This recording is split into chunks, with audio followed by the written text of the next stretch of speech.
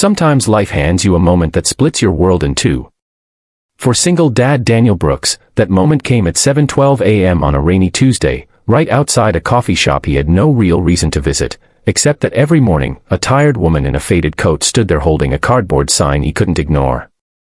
He never imagined that the kindness he offered her, small, quiet, everyday kindness, would one day bring 4 bodyguards, 2 lawyers, and a secret powerful enough to change everything he thought he knew about generosity.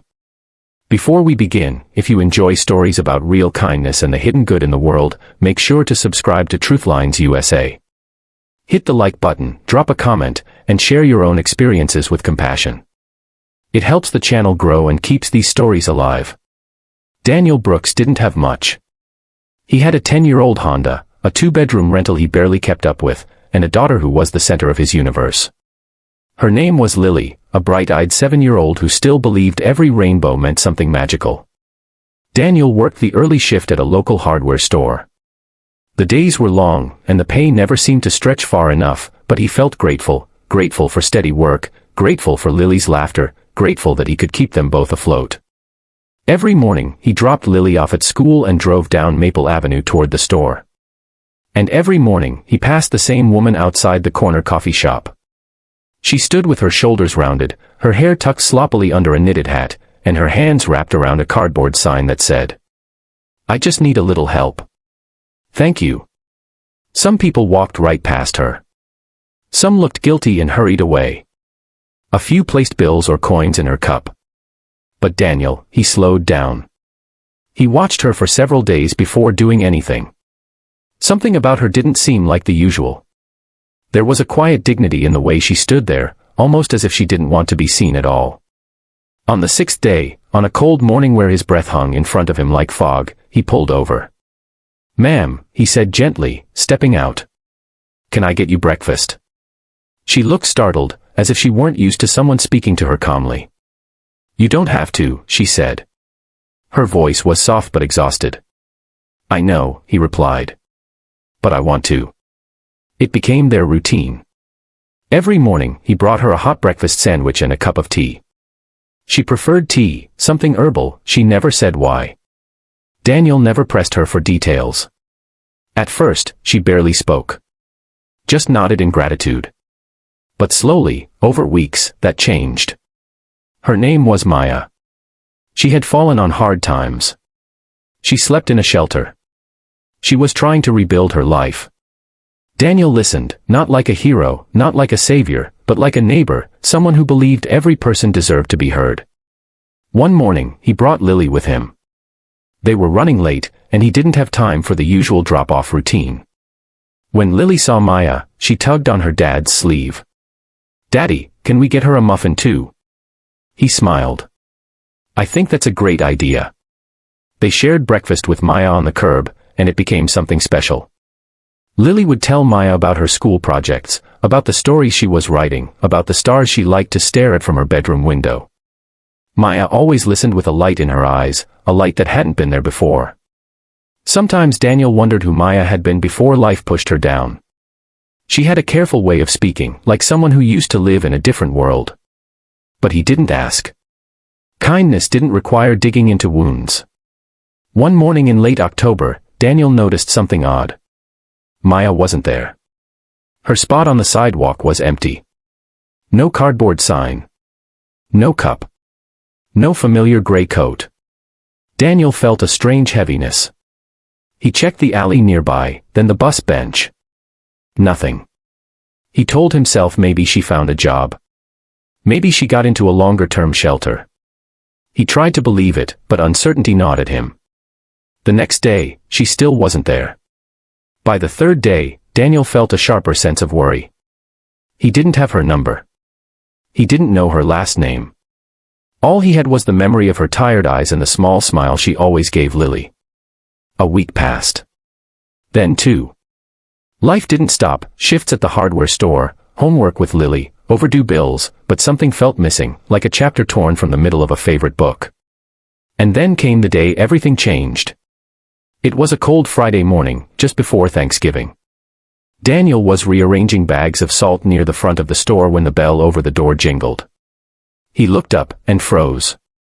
Four large men in black suits walked in, followed by two sharply dressed lawyers. Customers stepped aside, whispering. The lawyers scanned the aisles until they saw him. "Mr. Daniel Brooks?" the woman asked. His heart started pounding. "Yes. We represent a client who wishes to speak with you," she said. She asked that we accompany her. Daniel had never been in trouble in his life, yet fear washed over him like a tidal wave. "Is something wrong?" he asked. "No," the lawyer replied with a small smile. "Something is very, very right." The bodyguards parted. And there she was. But not the Maya he remembered. This woman wore a tailored navy coat, her hair smooth and shining, her posture confident, elegant. Her eyes, those he recognized immediately. They were the same eyes that had watched Lily draw pictures on the curb. The same eyes that had once looked tired beneath a knitted hat. "Maya." Daniel breathed. She stepped forward, emotion trembling in her voice. "My name is actually Maya Harrington," she said. "And I've been looking for you." The lawyers exchanged glances but stayed silent. Daniel blinked hard. "Harrington, like the tech company?" She nodded. "My family owns it." It felt like the world tilted sideways. She went on, her voice warm but unsteady. "Daniel, the morning I met you, I wasn't homeless. I wasn't broke. I wasn't asking for money. She paused. "I was running away."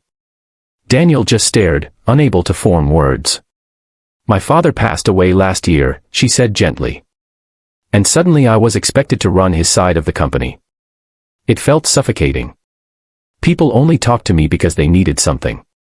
Everyone wanted a piece of me, investors, relatives, strangers. I didn't know who to trust anymore. Her eyes glistened. So I disappeared for a while. I dressed down, stepped away, tried to clear my head. And that's when I met you. Daniel swallowed, feeling the sting of disbelief. But the sign, the shelter, the stories. She smiled sadly. They were true, just not mine. They belonged to someone I met at a shelter. Her struggle moved me so deeply I began standing in her place while she was recovering. I didn't want money from anyone. I just wanted to understand people again. Real people. People who weren't trying to take advantage of who I was. She took a slow breath. And then you came along. A single dad who had almost nothing to spare, yet you offered kindness every morning without asking for a thing. You treated me like a human being, not a problem to solve or a connection to exploit. The store had gone silent. Employees and customers paused to listen. "Your daughter," she whispered, "reminded me what innocence looks like. What hope feels like." She reached into her coat and pulled out a small envelope. "I wanted to thank you. Not with money, well, a little money, yes, but also with an opportunity." Daniel hesitated to take it, so she placed it gently into his hands. Inside was a letter and a check. When he saw the number, he nearly dropped it. Enough to pay off his debts. Enough to secure a better home for Lily. Enough to change their lives. "I don't want you to think this is charity," Maya said softly. "This is gratitude. You helped me find myself when I was lost. I want to help you build the future you deserve." Daniel felt overwhelmed, touched, confused, emotional. "Maya, I didn't do anything special." "Yes," she whispered. "You did. You showed kindness without expecting anything back. That kind of kindness is rare. And it changed me." She promised to keep in touch, to remain part of Lily's life, and to help Daniel build something lasting, a small nonprofit project she wanted him to co-manage, focused on supporting struggling families in the community. When Maya left the store with her lawyers and bodyguards, Daniel stood there long after the bell jingled behind her. The world hadn't just shifted, it had opened. Kindness, he realized, doesn't always come back the way you expect. Sometimes it returns carrying more blessings than you ever imagined. Sometimes it brings people into your life who were never meant to stay strangers. And sometimes, the smallest act, a breakfast sandwich, a warm cup of herbal tea, becomes the spark that changes two lives at once. Daniel drove home that night with a heart full of hope. Lily hugged him tight when he told her the story, her eyes shining the way only a child's can. "Daddy."